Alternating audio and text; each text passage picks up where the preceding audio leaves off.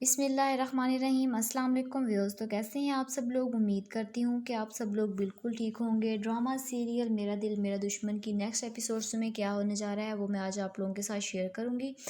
Drama serial میرا دل میرا دشمن میں پروین عائشہ کو مائرہ اور شاہ کے بارے میں سب کچھ تو بتا دیتی ہے، جس کے بعد عائشہ بہت دکھی ہوتی ہے اور وہ ظفر کو کچھ نہیں بتاتی، جس کی وجہ سے ظفر شاہ سے بات کرتا ہے اور اسے کہتا ہے کہ تم دونوں کے بیچ میں جو بھی غلط فہمی ہے اسے دور کر لو، میں اپنی بیٹی کی آنکھوں میں آنسو نہیں دیکھ سکتا۔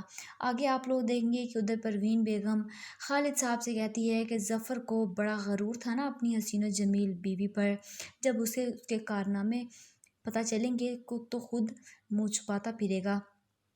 عائشہ باہر بیٹھی ہوتی ہے، مائرہ آتی ہے تو عائشہ اس کو وہاں دیکھ کر جانے لگتی ہے۔ مائرہ عائشہ کو بازو پکڑ کر اس کو روکتی ہے اور اسے کہتی ہے کہ میری نفرت میں اپنا گھر تباہ مت کرو، جس پر عائشہ مائرہ سے کہتی ہے کہ اگر میں برباد ہوئی تو تم بھی برباد ہوگی۔ مائرہ شاہ کے پاس جاتی ہے اور اس کے سامنے ہاتھ جوڑ کر کھڑی ہو جاتی ہے، ہاتھ جوڑ کر کہتی ہے کہ عائشہ کے دل سے بدگمانیاں اور شک کا کانٹا نکال دو۔ جب شاہ کو یہ سب پتہ چلتا ہے تو اس کی والدہ نے یہ ساری باتیں بتا دی ہیں تو وہ غصے سے اپنی ماں کے پاس جاتا ہے اور اس سے غصے میں کہتا ہے کہ میرے اور مائرہ کے بیچ میں کچھ بھی نہیں ہے اور یہ بات آپ اچھی طرح جانتی تھی، پھر کیوں آپ نے عائشہ کو یہ سب بتایا؟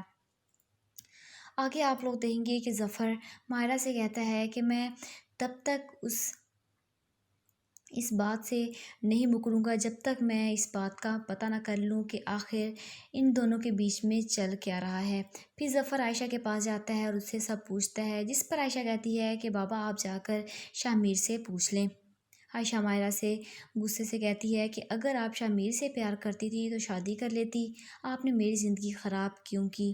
شاہ یہ سن کر عائشہ کے منہ پر تھپڑ مار دیتا ہے۔ آگے آپ لوگ دیکھیں گے کہ ظفر کو جب شاہ ظفر کو سب کچھ بتا دیتا ہے تو ظفر غصے میں